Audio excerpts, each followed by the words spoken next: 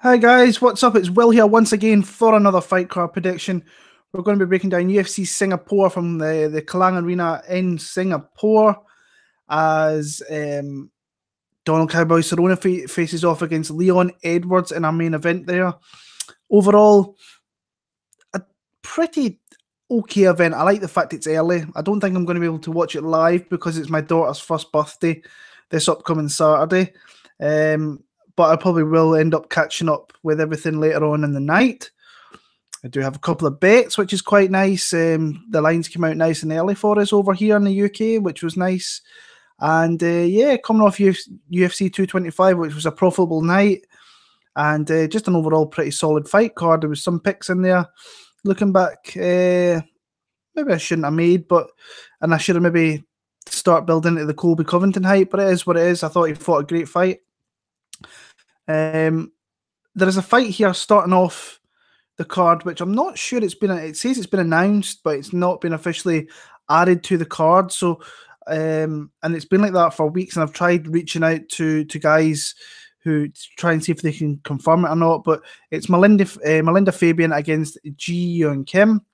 Before actually getting to that, I better say subscribe. I'm only 60 subscriptions away from hitting 2,000.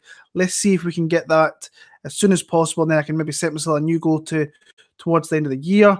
And as always, leave your comments, your fight predictions, and everything down below, and I'll get back to you as soon as I can. You guys have been nailing it in some of your picks as well, so congratulations on that. Like I said, Melinda Fabian against Ji Yeon Kim. Like I said, I've not really looked into this too much for the simple fact that I'm not sure it's going to take place, but we'll find out in the next couple of days, I suppose. Looking at it, Melinda Fabian coming off, I think she was on the show, the Tough Show. She beat Diana Bennett in a UFC debut, and didn't look overly great doing so. I don't think Diana Bennett's that good, really. Ji Yeon Kim coming off I thought she lost the fight to Justine Kish. I thought she got outstruck personally in that one, and was very surprised. And maybe because I had a bet on Justine Kish as well, that maybe threw me off a little bit. But a lot of output, a lot of pretty sloppy striking, actually. I think the thing that I do like is she stands there, she'll throw. I think she's got a bit of a reach in this fight here. She's got the better footwork. I think she is the better striker. I think she's got honestly, I just think she is just the better striker. Melinda Fabian's got like a 4-3-2 record. So not overly that good. I think this is a fight here the UFC want to build a star out there in Asia. So I'm going to go Melinda, Ji Yeon Kim, to win via unanimous decision there. Flyweight division, we have Jenel Lausa against Ulka Sasaki. I was kind of surprised that Jenel Lausa was actually still in the UFC. I thought that they might have given me his walking papers last time out against Eric Shelton. I didn't think that was a great fight at all. Like I say, in every fight of his, pretty nice technical crisp boxing, but apart from that, that's really all he has. He can be taken down, he can be dominated when he's on the ground. He's shown that his takedown defense has got a little bit better marginally, but that's really all there is to it. It's not really got.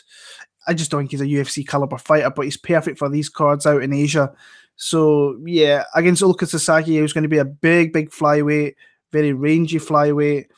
And I just think he's the better fighter. If he doesn't get caught and can initiate the grappling aspect of the fight, I think he wins this fight pretty much wherever it goes on the ground. I think he's very dangerous down there. Big, long limbs, can catch in submissions. He did that with Justin Scoggins, I think. I actually think that was a Singapore card he actually caught him with last time out there.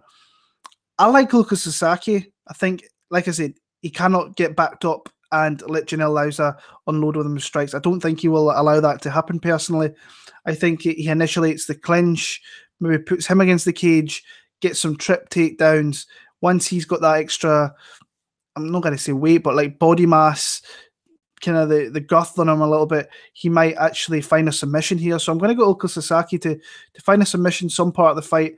Flyweight fights usually go to decision. I think Sasaki's got it in him here to finish the fight. So I'm going to go submission for Sasaki. Staying in the flyweight division, this is an interesting fight. This is one of the fights that initially when I started looking into the Singapore card, this kind of jumped out at me a little bit, and especially after the betting lines dropped as well. Matt Schnell against Naoki Inoue. We'll start with Naoki Inoue, a guy who's maybe got a little bit of a padded record coming up through the Japanese MMA scene. Fought in his UFC debut against Carl John de Thomas, which when I went back and watched it, I thought, how did he not finish Carl John de Thomas? I don't think he's a good fighter at all. And I think he actually popped for a banned substance in that fight as well. In a way, I thought he was long, he was rangy. I thought he initiated a nice jab. You can see that he still needs to fill into his body a little bit. He's a very, very young fighter coming from a very small gym where his sister's probably the biggest name that they have in the gym. There's only like 8 pro fighters or something. So, yeah, I think he has aspects of his game that can win him fights in the UFC going forward. I think, but his game needs to expand a little bit. And I'm not sure that's going to come yet. I think this is a tough fight here. I lauded him in my first video of his first fight in the UFC. He's a guy who, if he gets you to the ground, you're in a lot of trouble. But he gave a lot of openings to Carl Jones and Thomas. He got under the chin, I don't know how many times, and struggled to stop him, which was a little bit of a surprise to me. I must admit, I thought he would stop him once he got the back, and he got the back on so many occasions as well. Moving on to Matt Schnell, he's coming over that win over Beltran. Pretty lackluster fight, in all honesty. He pretty much just did enough to win the fight. Nothing really stood out in that fight. The fact that he just outworked Beltran, who I think it was his first cut down to 125. So, yeah, Matt Schnell, a guy that I've kind of known about for a long time, coming up through, I think it was Legacy, or I think it was where he won his belts and so on. He was on the Ultimate Fighter shows and didn't look that great. I think Tim Elliott got him out of there pretty quickly. I think he's a solid pro. There's nothing that really stands out about him. Like the fact that he's kind of moved away from American Top Team and he's getting more personalized training with, I think he's out in California. I can't remember the name of the gym it was, but he's got Darren Yunayama, a former UFC fighter who's turned himself into a pretty decent coach and looks he's going to help him here in the long run. He's got a really good core stable of fighters, like Dustin Ortiz is out there, Adam Antolin, who fought in the Ultimate Fighter, I believe, or the Dana White show. So he's got a good core group of fighters. James Lynch had a really good interview with him, which I kind of learned a lot about his new camp out in California and so on. And obviously coming from the American Top Team, where he obviously learned a lot, but there's a lot of fighters there, and he maybe wasn't getting that one-to-one specialized coaching that he is maybe getting now, maybe with lesser coaches, of course. The one thing, obviously, with Matt Schnell, which is a little bit of a worry, is definitely the chin issue. That Hector Sandoval fight kind of rings out of being a little bit of a weak fight for the simple fact that he got knocked out with very shallow, very short hammer fists. When Sandoval, he tried to initiate the takedown, he was on his back, tried to move into the half guard by getting his leg through there, and get hit with some hammer fists from a very short distance away, and got taken out very quickly. Obviously, Rob Font knocked him out as well. I like Matt Schnell here, and when I seen the betting lines, I was like, whoa. Anyways, like getting a lot of respect very early, and I think that Matt Schnell was getting a little bit disrespected there. I was actually thinking about betting Matt Schnell, and I thought, nah, I'm just going to leave this fight alone. But when it comes to a pick, I think if he can dictate the fight on the feet, be the first fighter to get off on his strikes, because I think Inoue's got a lot of work to do on his feet, even though I do think he initiates jab, a good jab and so on, and I think he's got good range to his punches as well. I think that Schnell can maybe outwork him. I think that Inoue will look to take this fight to the ground, where I don't know whether he's got an advantage down there, but he is a danger. I think that's where his best skill set resides, is on the ground with his submissions, even though I still think he should have finished that guy last time out. I'm going to go with underdog here. I'm going to go with Matt Schnell to win a decision over there in Singapore. And just experience and outwork Naoki Inoue. Like I said, I think Inoue has a little bit of potential to go further in the UFC if he fills out a little bit and his skill set kind of fills out as well along that way. I'm going to go Matt Schnell to win the decision there. Moving on, we have Yang Xiaonan against Vivanne Pereira. It's another fight that kind of really, when I saw the betting lines come out, I was like, oh, I'm going to look into this fight a little bit because the odds I thought were pretty vast, and I was a little bit surprised they were so high in one side of a fighter there. Vivanne Pereira was a big favourite. Now, I know she's only lost once. She got completely outclassed against Tatiana Suarez. Thought she showed a lot of heart there, kept on going, kept on grinding, even though she got completely beat up pretty much and worn out against Tatiana Suarez. Yang Xiaonan, I thought, she fought Kylie Curran. Kylie Curran had no right really being in the UFC at that point. Came out there and kind of put it on her. The only thing I didn't like is she got controlled a little bit too much by Kylie Curran against the cage. At the start of that fight, she came out very, very quick, hit her with a lot of big shots, hit her with some heel kicks, heel head kicks up top there, which hit a couple of nice ones there. Didn't like the fact, like I said, she was controlled against the fence. The one thing that I kind of worry about here in this fight is Vivanne Pereira maybe getting body locks and taking her to the ground. I think when it comes to striking, I think this will be predominantly a striking fight, but I am a little bit worried about Pereira taking this fight to the ground initially. Vivanne Pereira is really just a 1-2, doesn't throw like any more than like three strikes in a combination and is open to getting countered, in my opinion. I think she's always going to be the smaller fighter because she's very, very small. She's literally 5 foot. There's not an awful lot to her. Yan's got the bigger reach here. She's got the bigger height advantage in this fight here. Yang Xiaonan I've seen numbers like plus 220, which surprised me a lot. I put on a bet at Yang Xiaonan at plus 200. I thought the line was a little bit off and what I think is going to be a close fight. But when it comes to striking, I think that Yan throws more output. I think she's the better counter striker. I think as Vivanne Pereira is throwing those 1-2s, she will get caught via the counters of Yan. And that's where I'm kind of looking to see this fight take place, get in close, get those strikes off, use those kicks. She can kick low to the obliques, the oblique kicks, which she uses. She can use those heel kicks, which are going to be there for her all night, considering the size of Vivanne Pereira. I see it being close, but I see the advantage in the striking aspects to Yang Xiaonan. Like I said before, I am a little bit concerned that Vivanne Pereira might want to use a kind of grappling game here, which she's never really used before, body lock takedowns, and look to kind of stall the fight out and win from there. I feel more confident in picking Yang Xiaonan. That's a reason I bet her in this one as well. I'm going to pick her to win via decision, but I think it wouldn't surprise me if it's a split because, like I say, Vivanne Pereira has only lost one fight and it's to Tatiana Suarez, so she knows what to do to win fights. But I'm going to pick Yang Xiaonan to win via decision. Welterweight division, Shinszo Anzai against Jake Matthews. Got burned a little bit by Jake Matthews last time out. I thought he looked incredible against Li Jianliang, considering the difference from the Bojan fight to the Li fight.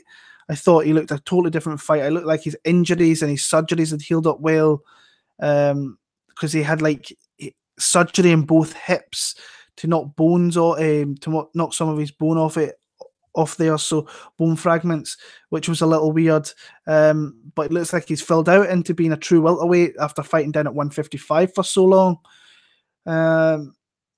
And like I say, he kind of burned me in that fight.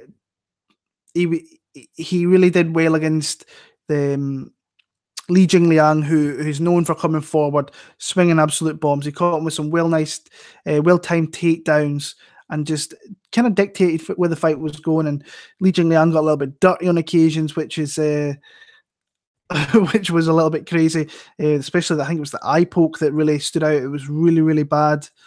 Shinszo Anzai coming over that win over, I think it was Luke Jumo. I did not expect that because he was out for a little bit And I thought that Luke Jumo could use. I thought he was a better overall striker. I thought he could use that to his advantage and outstrike him. But Anzai's in your face, tough to put away, throws a lot of strikes, and it's just a tough guy. When I look at the matchup, I see Jake Matthews just been a little bit more well-rounded. I think he can time takedowns. I think he can strike with Anzai. Has to be careful because I think Anzai can throw big punches when he wants to. I think once he starts to fade, I think Jake Matthews will start to take over. I think a finish is possible, but Anzai is a tough guy to finish, so I'm going to go Jake Matthews for a decision in that one there. Moving on, staying in the welterweight division, Kenan Song against Hector Aldana. Hector Aldana, how this guy's in the UFC, I have no idea. 4-0, was an Ultimate Fighter Latino America, I think the second season, and lost to Enrique Marin in the second fight. He beat Alvaro Pereira, but then got taken down against Marin and just got absolutely battered down in the first minute and got submitted. Hasn't fought in 3 years. Kenan Song's coming over that win over Bobby Nash. We've all seen what you can do to Bobby Nash if you can hit him pretty clean anywhere near the chin. He goes down, and he did that in his fights. If I'm Song here, I'm looking to just take the fight down, ground and pound, use the submissions, see if Aldana's improved any. I think this is just a fight to try and build Song and look to get him another win in Asia. When I watched Hector Aldana, I was like, how is this guy signed to the UFC? And he has been for 3 years, so who knows? He's maybe made big jumps in his skills, but I struggle to see it. I'm going to go Song Kenan via TKO in the first couple of rounds, but honestly, it's not a fight I'm overly interested in. The next fight, overall, I am kind of interested in a little bit, and that's Rolando D against Shane Young. Shane Young made his UFC debut against Alexander Volkanovski on very short notice, and he lost pretty comprehensively in that fight. But what I did like was the fact that he just never gave up, never quit, kept coming, and I just like what I seen him in that fight with Volkanovski. Volkanovski is a really tough guy to face, a guy on the rise, a guy who's facing Darren Elkins very, very soon. So I was kind of impressed with just the durability of Shane Young. He took a little bit of a beating, but he still kept coming at Volkanovski, even though he was clearly outclassed here. When you go back and watch his fights outside the UFC, nothing really stands out, in my opinion, with Shane Young. I think he's an overall really, really, really solid pro who I think will win fights in the UFC against these caliber opponents in Rolando D. Now, the one thing with Rolando D, which I am a little bit worried here, I am picking Shane Young to win the fight, by the way. Rolando D is a guy who we've seen kind of quit himself a little bit, but I think he has a bit of power to him, and you have to be careful with the kid. His dad was a champion boxer. He comes from that boxing background. He retired. So when I heard he got another fight with the UFC, I was a little bit surprised. He beat Wuji Buren last time out, lost to Ishihara, where he kind of traded in that one there, and just it wasn't a great fight. The Alex Caceres one wasn't a great fight. I just don't think he should be in the UFC, honestly. I think his time in the UFC is coming up very, very soon to where he shouldn't be there. And I think that Shane Young overall is the more solid fighter. I think he can dictate where the fight goes. He just can't get hit with a big shot. If he gets hit with a big shot, then Rolando could potentially follow up and maybe put him down. I just don't think he's going to do it here. I'm going to pick Shane Young to win via decision. I actually think it might be one of my more confident picks in the card, and he's a guy who is still at a really bettable price over here in the UK, and he's been here for a few days. He's like minus 132, which is surprising me a little bit considering in America he's like minus 160. So I'm going to have to go on that very, very quick. If I am going to bet Shane Young, I am looking at it very, very hard, and after this, I might actually go and lay down some money. So Shane Young for the win there. This is the fight that interests me a lot. Felipe Arantes against Song Yadong. What can I say? I was impressed with Song Yadong in his UFC debut, but he was against a 5-3 Indian fighter who I think had no right being in the UFC whatsoever.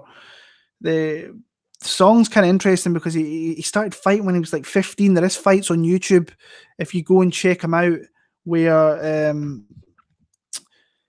he was like 15 years old, fighting in one FC and fighting these guys in the Chinese regional circuit as well. So interesting.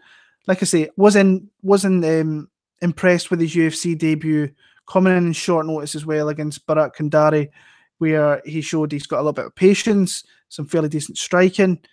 Obviously, he's got some submissions there, even though I don't think he's great at submissions. I think we've seen him when he's back. I've seen him slammed. I've seen him being laid on. But the guy predominantly wins fights. But in saying that, it is against less caliber opposition. The one thing I do like about what he's did for this fight in particular is he spent majority of his camp at Team Alpha Male, training with some big guys. If you go on his Instagram, you can see he's with Cody Garbrandt. He was helping Clay Guida. So he's helping guys who've been around. He's going to garner a lot of experience off those guys. And just being in an elite camp coming from China is going to help a guy like Song Yadong personally. So Felipe Arantes is a guy that I actually really like fighting. I think he's got a lot of talent, but I just think it never really shows. I think he's got no urgency in some aspects of his game. I think that he can be backed up. The fight with Josh Emmett was really weird. Like, he got dropped like 4 times. Now, I'm not sure. Now, I know that we've seen that Josh hits very hard, but I'm not sure like all of them really connected clean. Whether they were saying on the commentary booth that maybe he's playing possum, and I was thinking, are they really doing that? So I went back and looked, and possibly he could have been doing that because he has got a vicious guard. And I just think he's overall a fairly decent fighter, but he is nothing more than a 500 fighter in the UFC, which is a little bit concerning. But I think this is a big step up for Song Yadong here. I really do. Coming from a guy like Kandari, who is very, very green, to a guy against Arantes, who, to be fair, the fights that he's won in the UFC are not against great caliber opposition, but he has faced better caliber opposition than what Yadong has faced. But Yadong's coming from Alpha Male, where his last opponent was Josh Emmett, so he's probably moved, given some information about the fights and so on. I like Felipe Arantes in this one here. I just don't want him backing up. I think if he can get off first, try and initiate game plan. I was very surprised when the betting lines came out for this and he was the underdog. And I'll be honest, I bet Felipe Arantes in this fight here. I think that if he doesn't get hit with that big shot and he takes him into the second round, he can potentially outwork Song Yadong. But when have we really ever seen Arantes ever do that? That's the concern here. But I just thought the lines have flipped, by the way. The line is completely flipped to where I think he's a minus 120 favourite now, where Yadong is the underdog. I just think that he's got the experience here. He's been around the UFC for like 6 years. Like I said before, he's got a 500, pretty much a 5-5 win-loss record in the UFC. I think a draw might actually been in there, actually. But at dog money, I thought I had to take the shot on him. I thought it was a fairly decent bet. We'll soon find out. But I actually do like this Song Yadong kid. I think if he can stick to an elite camp like Team Alpha Male, where the caliber fighter and coaches they have there, I think we can see him progress into being a very, very good fighter. He's very young. And he could win this fight here. I'm a little bit more confident in Felipe Arantes right now. And especially at dog money, I was going to take the shot on him. So Felipe Arantes, I actually think he's going to submit Song Yadong here. I think Song, even though he's pretty experienced for a 20-year-old, I still think there are some mistakes in his game. I think, because we've not really seen it in the UFC, where he could maybe go into the guard of Felipe Arantes, and Arantes is very, very dangerous off his back. And like we've seen in the Eric Perez fight, he can hurt you down there. He had him in a heel hook, busted up his knee pretty badly, but again, failed to come through. So that urgency, I want to see a bit of urgency from Felipe Arantes here. I'm going to pick him via sub, late round 2. And the main fight of the UFC Fight Pass prelims here, we've got Teruto Ishihara against Petr Yan. I'm really excited for Petr Yan being in the UFC. Another guy they've added to the bantamweight division, which is absolutely sick. This is a guy I've been watching in ACB. He has fights in ACB that if you've not seen them, you have to go and check out, because he's got a couple of fights on there which are absolute brutal wars. against Magomedov, which are crazy fights. He lost the first one, and then in the second fight, he won. He won that, and just two great fights. You need to check them out. It's like 50 minutes of great fighting. Petr Yan comes out of Tiger Muay Thai, dangerous striker, a buzzsaw in the clinch, an absolute freaking buzzsaw in the clinch. If you get in close to this guy and he gets his hands around your neck, he unloads heavy elbows, heavy knees, I should say, more than anything, and really has some good striking. Now, he is there to be hit. He does get hit pretty badly, and he gets busted up in fights, but he's willing to take those shots to give back. And he does have some big power as well. We've seen that in the Matos fight last time out. I'm really excited for him and being in the UFC and being in this division, because I think he can be a future contender without a shadow of a doubt. And he's against Teruto here, who I just think, I don't know what to make of kind of Teruto Ishihara anymore. He got outworked completely by Jose Quinones last time. I think that he just kind of lets me down when I picked him. I think it was against Lobov. He showed nothing in that fight, showed no urgency, showed nothing in the Gray Maynard fight. I can't believe I trusted him in that one, and he did absolutely nothing in that fight. I just think Petr Yan, wherever this fight takes place, and what I'm hearing as well, that there was 3 different opponents offered, and they all accepted, and then they went and watched this guy, and then they all turned down the fight, or they found a way to pull out of the fight. Ishihara stepped in, and he is going to fight him here. People will know who Petr Yan is very, very soon. He's a really dangerous striker, beautiful hand placement, beautiful hand speed, got some trips as well, can dominate on the ground. He is just going to be a great fight. I think he'll be a ranked fighter within inside a year if he stays healthy and gets fights. I just don't know what Teruto is really going to do here. Now, he does hit hard when he connects, and he throws big punches from the southpaw stance. I just think that Petr Yan will handle Teruto Ishihara however he really wants. If he wants to grapple with him, he'll take him down. If he wants to strike with him, I think he will do that. I'm going to go Petr Yan to win via a pretty unanimous decision. It wouldn't surprise me if it's 30-26, pretty much across the board here. So Petr Yan for the victory there.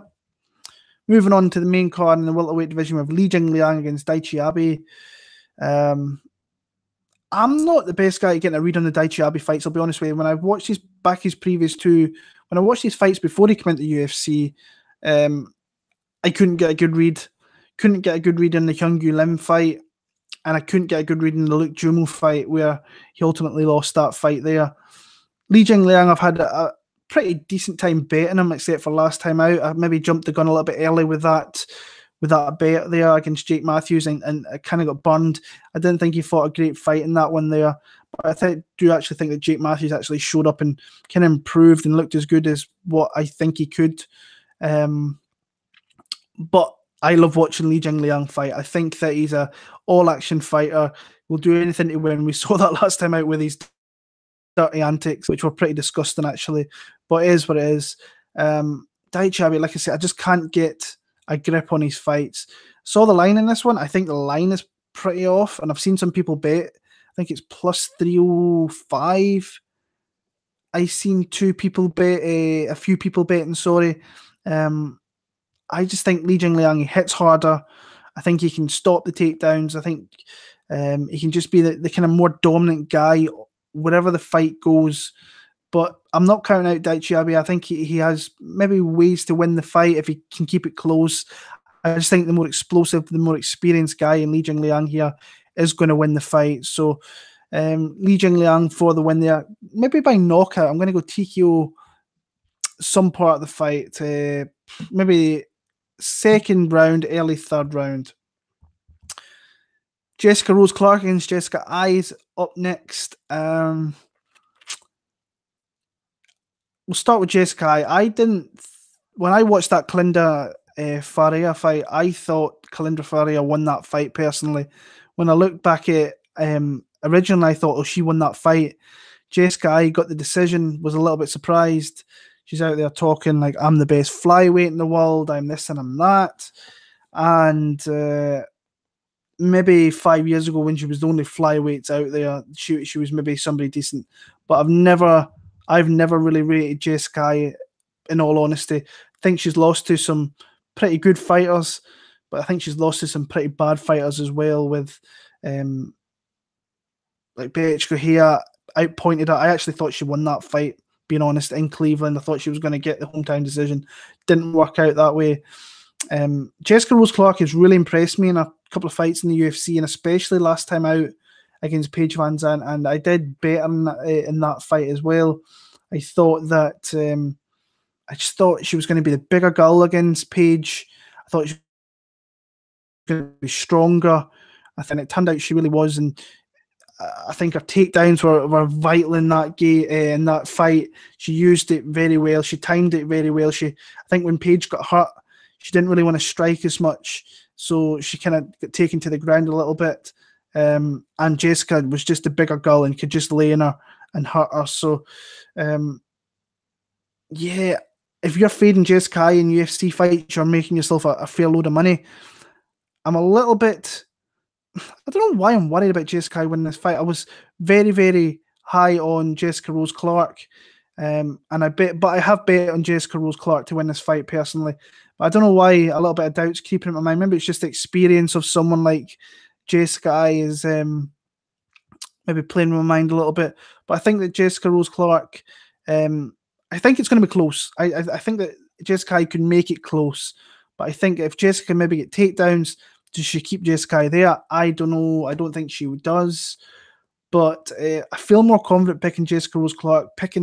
Just don't want to pick Jessica. Basically, I think that I think it's going to be close. But I think that Rose Clark is definitely ascending up, and she surprised me in her 2 UFC fights, just with taking people to the ground and keeping them there. She did it with Beck Rollins as well. I'm going to pick Jessica Rose Clark to win via decision. Co-main event of the night, we have Ovince St. Preux against Tyson Pedro.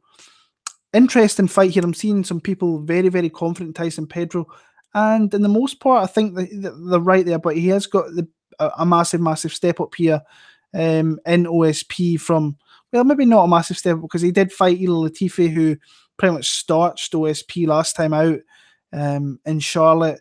OSP is a weird case to me because he's one of those awkward guys, big lump of a guy, hits hard, has some weird submissions, and it's just I think that he'd be a tough guy to fight, but he did get caught by Ilir Latifi last time. I thought he was well on his way to losing that fight to Corey Anderson before hitting him with a absolute wicked head kick.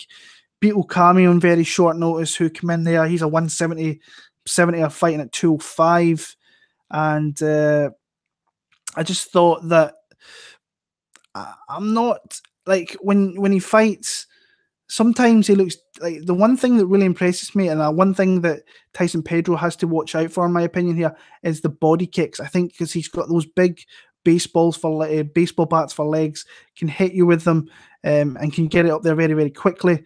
I just think that if he shows up the way that I know he can sometimes, he's dangerous. But I do think there's other times where he doesn't show up and you can get this guy. I think that Tyson Pedro is a guy obviously ascending up the ranks. He had Ilir Latifi in his fight and pretty much got taken down at will. The relentlessness of Ilir Latifi really put it on him. And I'm just, when I look at this fight, I think that it's made really for Tyson Pedro to get a win. But I don't know. I wouldn't be confident betting him personally. Coming off that win over Sapabek Safarov gets hit way too much. Caught him with an absolute beautiful Kimura. How do I see this fight going? Do I see it being close? I think I do, but I'm trying to think where OSP can really get Tyson Pedro. And I think it's that body kick. If he can get him with a body kick and potentially hurt him, then he may be able to get the win there. I just think that Pedro's maybe, I don't know. I'm not overly confident in the pick. I'm going to pick Tyson Pedro. I might actually pick him via. I'm going to pick him via decision. I'm going to be a little bit boring and pick him via decision there. But honestly, I think Tyson Pedro. I'm confident and not confident. It's a hard fight for me to pick. Honestly, when I was watching it, I was finding it hard to pick a winner out. So if you want to take the shot on OSP, I don't blame you. But my pick's going to be Tyson Pedro here. And the main event of the night, we have Donald Cowboy Cerrone against Leon Rocky Edwards. Met Leon a couple of weeks back, spoke to him very briefly at UFC Liverpool. Guy is ready to go, absolutely ready to go over there to Singapore and get probably the biggest matchup of his UFC career against Cerrone. Well, maybe not biggest opponent because I think he fought Usman, obviously. But Cerrone is a well-known fighter, fan favourite. Everybody loves, well, pretty much everybody loves Donald Cowboy Cerrone. A fighter's fighter, pretty much, will fight at a drop of a hat and has been around for the longest time in the UFC and the WEC. But is he falling off? I think he could be. Since he's went up to welterweight, he's had some decent performances. He's had some not so good performances where he got absolutely starched by Masvidal's fast hands. I think he struggles against southpaws a little bit, if I remember off the top of my head. I think Masvidal was a southpaw. Darren Till, he obviously totally disrespected Darren Till by not even looking into his fights and paid the price in that one pretty devastatingly, and getting knocked out in the first round pretty viciously as well. Came back from that, fought a really kind of tailor-made guy for him in Yancy Medeiros, who doesn't defend, keeps his hands low. Was a very fun fight for as long as it lasted. But overall, he's a really solid, dangerous fighter. Great striking, dangerous off his back, has wrestling. I think they're going to be similar sizes here, so Leon's not going to be the bigger guy over Cowboy. But I just think that Leon Edwards is a little bit more refined, and I think he can fight well. When I think about Leon Edwards, I think he can fight very well over 25 minutes. I think he can mix it up. I think he can contend on the feet. Just has to be careful with Cowboy because he's always dangerous, throwing his high kicks. Like I say, he can time takedowns. Doesn't really do too much of that anymore, but he can do it. I just think Leon Edwards is going to outwork him. And I think when he gets a little bit aggressive, I think that Leon will just do a little bit more to win the rounds. And that's kind of what I'm saying. I'm not hugely confident in the pick, I'll be honest with you, because I still think that he's got a little bit to show us. I think we need to see a little bit more from Leon Edwards, because I think he can be a guy maybe on the cusp of top 10 and will always stay round about there. But this is a big test now to see if he can beat an all-action fighter in someone like Donald Cerrone. So I'm going to pick Leon Edwards. I'm confident and not confident. It's a weird one for me here. But I'm going to pick him to win via maybe a late stoppage in this one here. So I'm going to pick Leon Edwards. So that's my picks for UFC Singapore, guys. Let me know what you think. Let me know what you think of my picks. Let me know what your picks are. If you've got bets going, because I'm sure a lot of you probably have, because the lines have been out for a long time, which is pretty decent considering the fight card is 5-6 days away. And we'll be back for the tough finale in a couple of weeks, followed by UFC 226 the night after. Thoroughly looking forward to that weekend of fights. Until then, subscribe, like, comment if you can, and I'll be back with you very, very soon. Take care and enjoy the fights when they come around next weekend.